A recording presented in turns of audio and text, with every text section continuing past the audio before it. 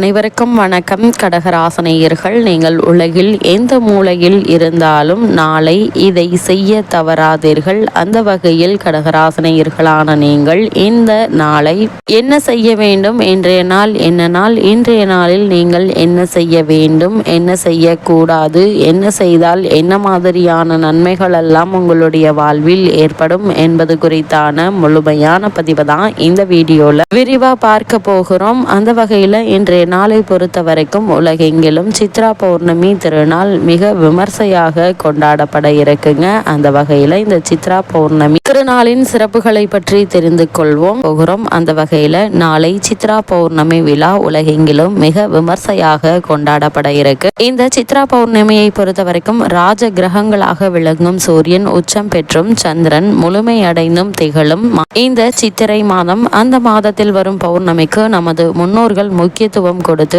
அந்த நாளை சித்ரா பௌர்ணமியாக கொண்டாடுகின்றனர். மதி நிறைந்த நாளான அன்றைய தினம் இறை வழிபாட்டை மேற்கொண்டால் மனம் நிறைந்த வாழ்க்கை அமையும். அந்த சித்ரா பௌர்ணமி திருநாள் இந்த 2026ஆம் ஆண்டு மே மாதம் 1ஆம் தேதி வெள்ளிக்கிழமை அன்று வருகிறது. அன்றைய தினம் பௌர்ணமி பூஜையை முறையாக மேற்கொண்டால் நினைத்தது நிறைவேறும். நமது பாவ புண்ணியங்களை பதிவு செய்து வைப்பவர் சித்ரகுப்தன் ஆவார். அந்த சித்ரகுப்தனை திருப்தி செய்வதற்கு முற்காலத்தில் சித்ரா பௌர்ணமியை தேர்ந்தெடுத்து வழிபட்டதாக சொல்வார்கள். அன்றைய தினம் அன்னதானம் செய்தார் என்ன தடை இருந்தாலும் அகலும். மதுரையிலும் சித்ரா பௌர்ணமி விழாவை கொண்டாடி மகிழ்கின்றனர். இந்த நாளில் சொக்கநாத பெருமானும் மீனாட்சி அம்மனும் திருக்கல்யாணம் செய்து கொள்ளும் வைபவம் நடைபெறும். கள்ளழகர் மதுரைக்கு எழுந்தருள்வதும் இந்த நேரத்தில் தான். இந்த நாளில்தான் இந்திரன் தன் சாபம் நீங்க சொக்கநாதரை வழிபட்டு பேறு பெற்றார். அதே போல் நமக்கு பாவமும் சாபமும் நீங்கவும் உன்னத வாழ்வு அமையவும் சித்ரா பௌர்ணமியை கொண்டாடுங்கள். செல்வ வளம் பெருகும் வகையிலான வாழ்க்கை அமைந்து கொள்ளுங்கள். திதி பார்த்து வழிபட்டால் விதி மாறும் என்பது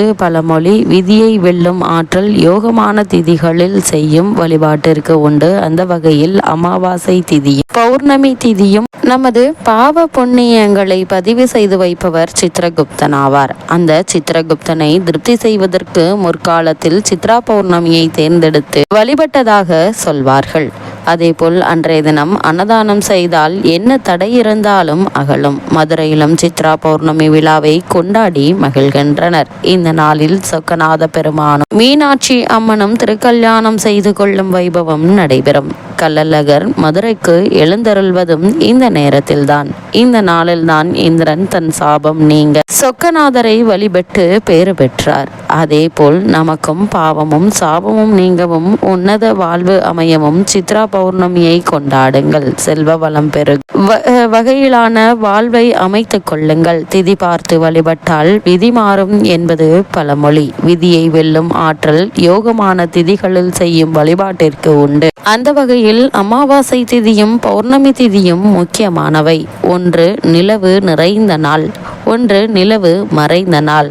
நிலவு நிறைந்த நாளில் நாம் விழா கொண்டாடுகின்ற போது இறையருள் பரிபூரணமாக நமக்கு கிடைக்கும். நிலவு மறைந்த நாளில் முன்னோர்களை வழிபட்டால் முன்னேற்றத்தில் ஏற்படும் தடைகள் அகலும். அது போன்ற நாட்களில் கடல் அருகில் நாம் சென்று பார்த்தால் தண்ணீர் மேல் நோக்கி எழுவதை காணலாம். அலை எழும்புவது போல அலைபாயும் உள்ளங்களுக்கு அமைதி கிடைப்பதற்காகவே இது போன்ற வழிபாடுகளை நாம் முன்னோர்கள் மேற்கொண்டனர். ஆயுள் விருத்தியும் செல்வ விருத்தியும் தரும் வழிபாடாக பௌர்ணமி வழிபாடு உள்ளது. செட்டிநாட்டு பகுதியில் இந்த சித்ர பௌர்ணமியை சீரும் சிறப்பமாக கொண்டாடுவது வழக்கம். பூஜை அறையில் விநாயக பெருமானை மையத்தில் வைத்து அருகில் ஏடும் எழுத்தாணியும் வைத்து சித்ரகுப்தன் படியளப்பு என்று எழுதி வைப்பர். சூரிய வெளிச்சத்தில் கிழக்கு நோக்கி பொங்கல் வைப்பர். சர்க்கரை பொங்கல் வெண்பொங்கல் ஆகிய இரண்டும் வைத்து கொழுக்கட்டை இனிப்பு பலகாரங்கள் போன்றவற்றை இலையில் பரப்பி வைத்து பலா வாழை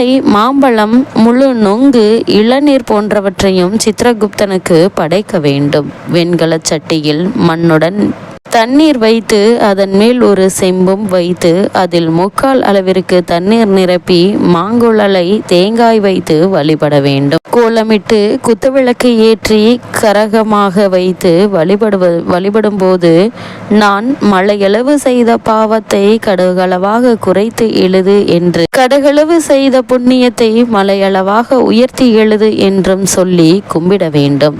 அதோடு இனிமேல் எந்த பாவமும் செய்ய மாட்டேன். அருள் கூர்ந்து செய்த பாவத்தின் அளவை குறைத்துவிடு என்றும் புண்ணியத்தை செய்ய நீயே வழிகாட்டு என்றும் மனமுருகி சித்திரகுப்தனிடம் பிரார்த்தனை செய்யுங்கள். சித்ரா பௌர்ணமி நாளில் நாம் வைக்கும் குழம்பில் தட்டை பயிரும் மாங்காயும் சேர்த்து வைக்க வேண்டும். ஜவ்வரிசி பாயாசம், அப்பளம், பானகம், நீர்மோர் வைத்து வழிபடலாம். இந்த விரதத்தை முழுமையாக கடைபிடித்தவர்கள் இரவு நேரத்தில் நிலவை பார்த்த பிறகுதான் சாப்பிட வேண்டும். இவ்வளவு மேன்மைகள் கொண்ட இந்த சித்ரா பௌர்ணமி திருநாளான இன்றைய நாளில் கடகராசினியர்களான உங்களுக்கு என்ன மாதிரியான நன்மைகள் எல்லாம் உங்களுடைய வாழ்வில் ஏற்பட இருக்கு என்று பார்க்கும்போது, உங்களுடைய ராசிக்கு தன குடும்பாதிபதி சூரியன் புதனோடு இணைந்து 10ஆம் இடத்தில் இருக்கிறார். இருவரும் 4ஆம் இடத்தை பார்ப்பது மேலும் சிறப்பு வாய்ந்த ஒரு கிரக சஞ்சாரம் என்றுதாங்க சொல்ல வேண்டும். இதன் காரணமாக உத்தியோகஸ்தர்களுக்கு பதவியில் முன்னேற்றம், வேலை அற்றவர்களுக்கு நிச்சயம் வேலை கிடைக்க வாய்ப்புண்டு என்பதை கிரகங்களுடைய சஞ்சார நிலைகள் மீண்டும் அறிவுறுத்துதுங்க. அதே போல இத்தருணங்களை பொறுத்த வரைக்கும் 4ஆம் இடத்தை பார்ப்பது சிறப்பு. உத்தியோகஸ்தர்களுக்கு பதவியில் முன்னேற்றம், வேலையற்றவர்களுக்கு நிச்சயம் வேலை கிடைப்பதற்கான வாய்ப்புகள் இருக்குதுங்க. தொழில் மற்றும் வியாபாரத்தில் நல்ல லாபம் அதிகரிக்கும் என்பதையும் கிரகநிலைகள் மீண்டும் உறுதியளிக்குதுங்க. நல்ல பெயர் கிடைக்கும். ராகு உங்களுடைய ராசிக்கு 8இல் அமர்ந்திருப்பதால் மறைமுக லாபம் அதிகரிக்கும். ஆராய்ச்சி போன்ற துறையில் ஆர்வம் அதிகரிக்கும் பட்சத்தில் வீடு மனை வாங்குவதில் உள்ள சிக்கல்கள் நீங்கி சில முயற்சியிலேயே நல்ல ஒரு முன்னேற்றம் நிச்சயம் உங்களுடைய வாழ்வில் ஏற்பட இருக்குதுங்க. இருந்தாலும் என்ன மாதிரியான விஷயங்கள்ல சற்று கவனமாக இருக்க வேண்டும் என்று பார்க்கும்போது, உங்களுடைய ராசிக்கு 9இல்